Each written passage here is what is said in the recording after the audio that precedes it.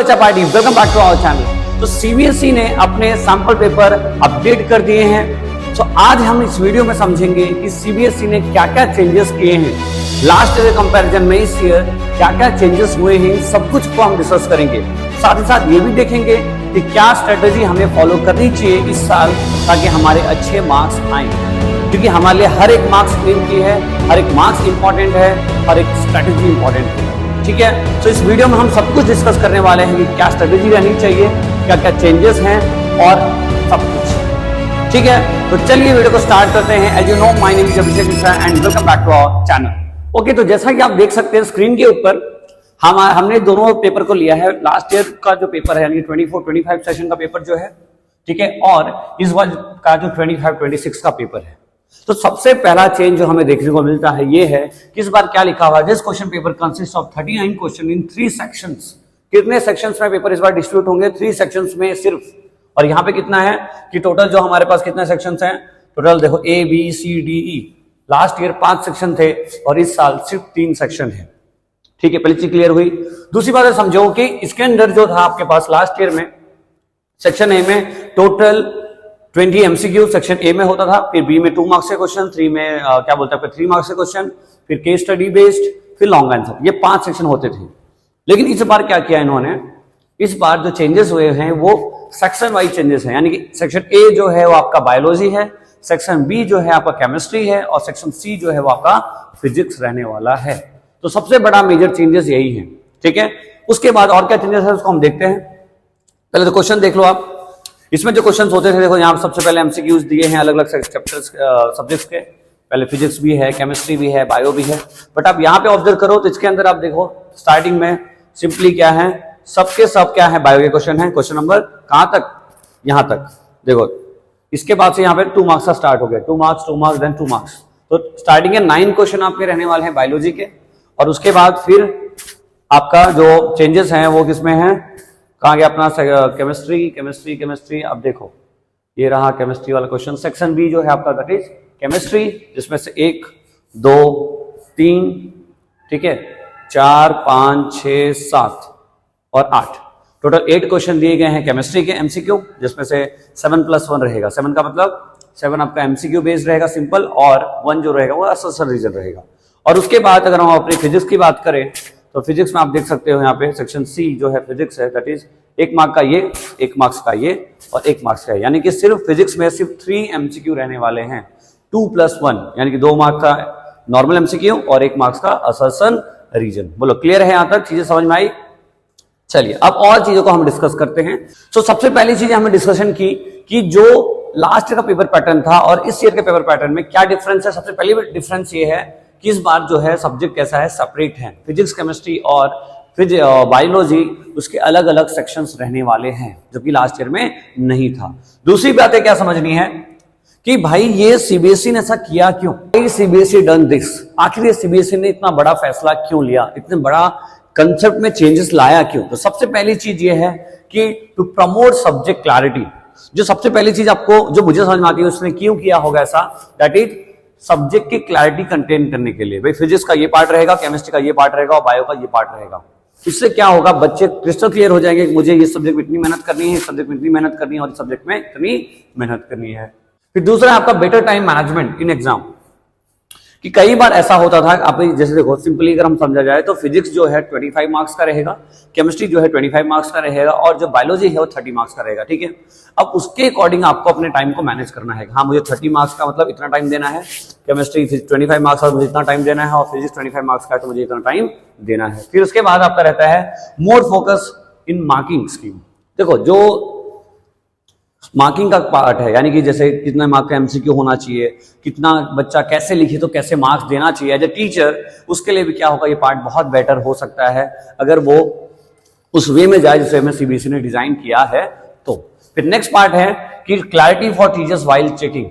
जो भी teacher paper checking में जाते हैं या जो भी टीचर्स पेपर को चेक करते हैं उस टाइम भी क्या होगा, बहुत क्लैरिटी रहने वाला है, क्योंकि मार्किंग स्कीम इतनी अच्छी तरीके से बन गई है जिसकी वजह से क्या होगा, टीचर्स को भी बहुत क्लैरिटी मिलने वाली है। ठीक है, तो मार्किंग स्कीम डाउनलोड करने के लिए आप सीबीएसई की साइट पे जाएंगे ऑफिशियली, या आप ऐसे लिख सकते हो सीबीएसई सिलेबस 25-26 वहां पे जहां पे आपको सिलेबस मिलेगा वहीं पे आपको क्या मिलेगी, मार्किंग स्कीम भी मिलेगी। ठीक है, तो मेरा पर्सनल ओपिनियन रहेगा, आप डाउनलोड कर लो, अदरवाइज मैं लिंक में इसका क्या बोलते हैं ये वाला पीडीएफ अटैच कर दूंगा। फाइन, नेक्स्ट देखते हैं कि what new added is this time, क्या क्या नया चीजें एडेड किया गया है इस बार। तो समझ तो लिया भाई चेंज हो गया, पर चेंज में क्या क्या नया है इसको हम समराइज करके समझने की कोशिश करते हैं। सबसे पहले multiple weightage type questions in single section, इसका क्या मतलब है, इसको थोड़ा देखना है डिटेल में। देखो, अगर मैं बात करूं तो मल्टीपल वेटेज क्वेश्चंस दिए हैं सिंगल सेक्शन। जैसे अगर आपने देखा हो क्वेश्चंस तो कैसे क्वेश्चन होते हैं, एक पैराग्राफ वाले क्वेश्चंस हैं, उसमें लिखा होता है ऑप्शन ए कि क्या बोलते हैं first one, second one and third one तीनों राइट है। फिर ऐसा बी ऑप्शन लिखा होता है कि first one and third one only right है। ठीक है, ऐसा ऑप्शन मिलता है ना आपको, फर्स्ट वन और फोर वन ही राइट है। कोई डायग्राम दिया हो सकता है, कुछ थ्योरी दी गई हो, आपसे बोला जाए कि देखो ये कंडीशन हो सकता है, फिर बताइए मुझे ये कौन सा सही है। तो आप चेक करोगे तो अपने लास्ट ईयर भी क्वेश्चन ऐसे आए हुए थे, तो इस बार ऐसे क्वेश्चन आने के बहुत ज्यादा चांसेस रहने वाले हैं। ठीक है, नेक्स्ट क्या है आपका डायग्राम बेस्ड क्वेश्चंस। अभी जितने भी डायग्राम वाले जो क्वेश्चंस होते थे पहले, जिसको आप थोड़ा बहुत पढ़ के काम चला चलो हो जाएगा, तो हो जाएगा वाला काम से चलेगा नहीं इस बार, क्योंकि इस बार डायग्राम बेस्ड क्वेश्चन को आपको क्या करना है, अच्छे से करने की जरूरत रहेगी। ठीक है, फिर तीसरा आता है आपका concept and competency based question. So no रट्टा मार नहीं करने का रट्टा मार। ठीक है, अब की बार अब जो क्वेश्चंस आने वाले हो कंसेप्चुअल और कॉम्पिटेंसी बेस्ड आएंगे। कंसेप्चुअल मतलब अगर जो आप सिर्फ रट के जाते थे ना भाई, एनसीईआरटी क्या बोलती है, सीबीएसई क्या बोलती है कि एनसीईआरटी आप पढ़ो, आपने क्या किया जनरल पढ़ लिया काम चल गया, तो ऐसे लर्न करने से काम चलेगा नहीं, चाहे वो बायो हो, चाहे वो फिजिक्स हो, चाहे वो केमिस्ट्री हो। तो रट्टा मारना नहीं है, डिटेल में पढ़ना है, डिटेल में समझ के पढ़ना पड़ेगा, तो ये आपके अच्छे मार्क्स आने वाले हैं। बोलो क्लियर हुआ? ठीक है, तो इतनी बातें समझने के बाद हम समझते हैं कि चलो ये प्रॉब्लम का सॉल्यूशन क्या है आखिर। तो इस प्रॉब्लम का सॉल्यूशन पहले तो हमें डायरेक्टली नहीं समझ सकते, सब्जेक्ट वाइज समझने की जरूरत पड़ेगी। ठीक है, तो सब्जेक्ट वाइज अगर हम समझा जाए तो सबसे पहले हमारा सब्जेक्ट आता है फिजिक्स सब्जेक्ट। तो अगर मैं फिजिक्स की बात करूं तो हमें फिजिक्स में क्या स्ट्रेटेजी मेंटेन करनी है इस मार्क्स को लाने के लिए, तो सबसे पहले फोकस ऑन फॉर्मूले, न्यूमेरिकल्स, कंसेप्चुअल एमसीक्यूज। ठीक है, सबसे पहले फॉर्मूले। मैंने आपको लास्ट एक वीडियो बनाया था जिसमें मैंने आपको बताया था हाउ टू स्कोर 95 मार्क्स, उसमें मैंने आपको बताया था सबसे पहले आप फॉर्मूला डायरी बनाइए। ये formula diary proven best result देता है आपको। कितने भी आप अच्छे स्टूडेंट हो, कितने भी खराब स्टूडेंट हो, डजंट मैटर, बस ये काम करना है आपको। फिजिक्स के 10th स्टैंडर्ड में जितने भी फॉर्मूले हैं सबको एक जगह पे नोट करो। ठीक है, और इस स्टिक मतलब एक स्टिकर जैसा बना लो और अपने घर के रूम में, अपने बेडरूम में, अपने किचन में, जहां भी आप ज्यादा जाते रहे हो उस जगह पे जाकर स्टिक कर दो कि आते जाते आपको एक बार नजर पड़ जाए और आपको लर्न हो जाए। अच्छा हाँ, V इक्वल्स टू IR होता है, अच्छा 1/F इक्वल्स टू 1/V ऐसा फॉर्मूला होता है। ये सब कुछ आपको क्लियर हो जाएगा, बस आप एक बार ये करके देखो, ये गारंटी है मेरा हो जाएगा, क्योंकि इतने सालों से पढ़ाते चीजें देखा है हमने और बहुत सारे बच्चे ऐसा करके बहुत अच्छे मार्क्स लेके आते हैं। ठीक है, तो आप भी ला सकते हो। नेक्स्ट रहेगा अपना केमिस्ट्री के लिए, तो आपको पढ़ना है एनसीईआरटी लाइन बाय लाइन। हर एक लाइन इंपॉर्टेंट है, हर एक लाइन। ठीक है, तो हर एक लाइन को डिटेल में पढ़ना है, समझ के पढ़ना है। और सबसे अच्छी चीज, एक्टिविटी को छोड़ना नहीं है। जो आपके बुक में एक्टिविटी दी गई है, चाहे वो कितनी भी छोटी एक्टिविटी हो, चाहे कितनी भी बड़ी एक्टिविटी हो, छोड़ना एक भी एक्टिविटी को नहीं है। डिटेल में कंप्लीटली समझ के लर्न करना है, पढ़ना है। ठीक है, लर्न करने का मतलब रट्टा नहीं, लर्न करने का मतलब अंडरस्टैंडिंग वाला लर्निंग। ठीक है, नेक्स्ट है आपका ऑर्गेनिक और इन बैलेंसिंग इन सेक्शंस। ठीक है, दूसरा क्या है, आपको जितने भी क्वेश्चंस हैं, जो भी आपके बैलेंसिंग वाले क्वेश्चन है या जो भी केमिस्ट्री के क्वेश्चंस हैं, केमिकल फॉर्मूला हो गया, केमिकल बैलेंसिंग हो गई, फिर और उसके बाद क्या होता है अपना ये एक टाइप ऑफ रिएक्शंस हो गए। ठीक है, एसिड बेस सॉल्ट वाला जो चैप्टर है उसमें सॉल्ट क्या है, ये सब कुछ डिटेल में समझना है, अच्छे से प्रैक्टिस करनी है। ठीक है, फिर आते हैं बायोलॉजी। बायोलॉजी में नॉर्मली क्या टीचर्स बोलते हैं कि आप लर्न कर लेना, पर लर्न करने से काम नहीं चलेगा बच्चों। इस बार कुछ अलग होने वाला है। अलग में क्या है, सबसे पहले डायग्राम बेस्ड रीजनिंग क्वेश्चंस आपको करना है। ठीक है, पहले तो डायग्राम लर्न करना है प्रॉपर्ली। अच्छा, ये डायग्राम का मतलब इसका, ये आपका कौन सा सेरिबेलम है, ये क्या है सेरिबेरम है, ठीक है, ये हिंड ब्रेन है, ठीक है, ये आपका न्यूरॉन्स है।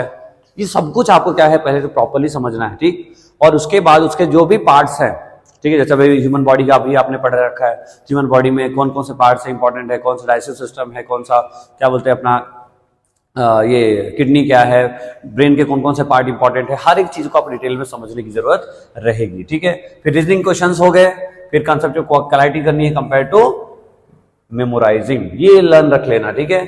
अब की बार हमें कंसेप्ट को क्लियर करना है, लर्न करना नहीं है। लर्न किए तो फंस जाओगे एग्जाम में, ठीक है।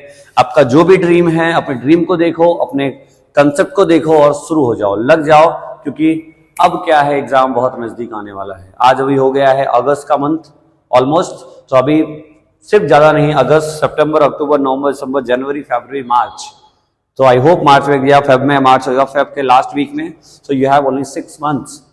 सो अभी से दौड़ना शुरू करो ताकि आगे चल के जितना श्योर हो जाए। फाइन, तो अभी हमने सब्जेक्ट वाइज स्ट्रेटेजी डिस्कस की, लेकिन अगर हम नॉर्मली जनरल बात करें तो जनरल बात करें, आपको सबसे पहले क्या करना है, जो आपको करना है वो क्या क्या चीजें हो सकती हैं। तो सबसे पहली चीज हमें जो करनी है, that is download the question paper and solution PDF. अब ये क्या चीज है कि भाई सीबीएसई ने जितने भी सैंपल पेपर डाल रखे हैं, सीबीएसई ने जितने भी पीवाईक्यूज डाल रखे हैं, सबको डाउनलोड कर लेना है। सबको डाउनलोड करो। डाउनलोड कहां से करोगे, उसका मैं लिंक डाल दूंगा, बाकी सुन लो।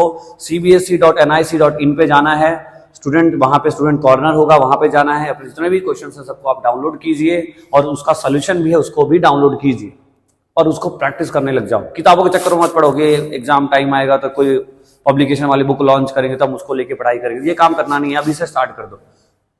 नेक्स्ट है कंप्लीट चैप्टर होने के बाद, चैप्टर जब भी आपका कंप्लीट होता है उसके बाद आपको सैंपल पेपर ट्राई करना है। सैंपल पेपर कहां से मिलेगा, वही सीबीएसई साइट से आपको सैंपल पेपर भी मिल जाएगा, जो ये है वैसे वो सैंपल पेपर आप बोल सकते हो, ठीक है। तो अगर आपका कोई भी चैप्टर कंप्लीट हुआ, जैसे सपोज लाइट हो गया, इलेक्ट्रिसिटी हो गई, अपने चैनल पे भी हमने हो गया नहीं इलेक्ट्रिसिटी कंप्लीट कर लिया है, कंप्लीट वन शॉट, तो आप वो अगर आपका हो गया तो आप उस पेपर को उठाओ और चेक करो कि मेरा जितना मैंने पढ़ तो लिया, क्या मुझे आता है, और नहीं आता तो फिर से पढ़ो उसको, फिर से नोट्स बनाओ, फिर से क्लियर करो, क्योंकि यही टाइम है आपके पास 6 महीना, इसे में जो करना है कर लो, क्योंकि उसके बाद फिर टाइम चला जाएगा। And you all know time and tide waits for none, ठीक है। टाइम वाले रुकेगा नहीं, हमें टाइम के साथ भागना पड़ेगा, टाइम हमारे साथ चलेगा नहीं। नेक्स्ट आपका, मैं बार बार बोल रहा हूं, नो रट्टा, only focus on concept. Concept को समझो, कंसेप्ट को समझोगे तभी काम बनेगा, रटाफिकेशन से काम बनने वाला इस बार नहीं है। फिर करना है, प्रैक्टिस करना है क्वेश्चंस, एमसीक्यू क्वेश्चंस प्रैक्टिस करिए, असर्शन रीजन प्रैक्टिस करिए, सीबीक्यू को मतलब केस बेस्ड क्वेश्चंस प्रैक्टिस करिए, और क्या है कि सैंपल क्वेश्चन पेपर को भी क्या करना है, आपको सॉल्व करना पड़ेगा। बोलो क्लियर हुआ, सारी डिटेल समझ में आ गई। चलो एक बार रिकैप कर लेते हैं। सबसे पहली चीज कि सीबीएसई ने जो पैटर्न में चेंज किया है इस बार क्या है, फिजिक्स, केमिस्ट्री और बायो अलग अलग सेक्शन में होने वाले हैं, ठीक है। दूसरा, कॉम्पिटेंसी बेस इस बार बढ़ गया है कंपेयर टू लास्ट ईयर, इस बार कॉम्पिटेंसी बेस के क्वेश्चन ज्यादा आएंगे, ठीक है। तीसरी बात कि आपको लर्निंग वाला पार्ट छोड़ के अभी अंडरस्टैंडिंग वाली पार्ट करनी है, ठीक। Assertion reason, competency based question, case based study question, इन सबको ज्यादा प्रिपेयर करने की जरूरत पड़ेगी, ठीक है। फिजिक्स में न्यूमेरिकल्स के लिए आपको पहले से फॉर्मूला की एक डायरी बना लेनी है, ताकि एनी टाइम आपको फॉर्मूला लर्न होना चाहिए। केमिस्ट्री में आपको सारे रिएक्शंस, सारे एक्टिविटीज और NCERT line by line go through कर लेना है एक बार, ताकि क्या हो कि एग्जाम में कहीं से क्वेश्चन उठे और आपसे हो जाए। और बायोलॉजी के अंदर आपको डायग्राम के सारे जितने भी डायग्राम है उसको समझो, डायग्राम के जितने भी पार्ट्स है उनका नाम और उनके फंक्शंस वो लर्न करना है। दूसरा कि जितने भी फिनोमेना होते हैं उन सभी फिनोमेना के प्रॉपरली आपको फंक्शंस पता होने चाहिए, ठीक है।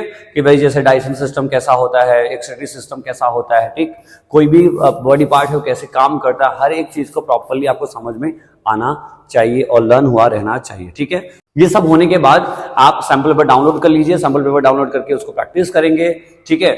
और साथ ही साथ अगर चैप्टर हो रहे हैं आपके कंप्लीट हो रहे हैं साइड बाय साइड, आपको सारे क्वेश्चन प्रैक्टिस करने हैं side by side with concept clarity, ठीक है। और हम इस चैनल पे टिल 10th से जब तक आपके एग्जाम्स आएंगे तब तक हम हर एक चैप्टर के वन शॉट कवर कर चुके होंगे, हर एक डिटेल टॉपिक डिस्कस कर चुके होंगे जो एग्जाम पॉइंट ऑफ व्यू से बहुत इंपॉर्टेंट रहने वाले हैं। और साथ ही साथ जिसने मेरी वीडियोस देखी है उसको पता होगा हम सैंपल पेपर्स को कभी छोड़ते नहीं, हम हमेशा सैंपल पेपर्स ही करते हैं जो कि सीबीएसई ने या अदर बोर्ड्स ने कभी ना कभी पूछा हुआ होता है।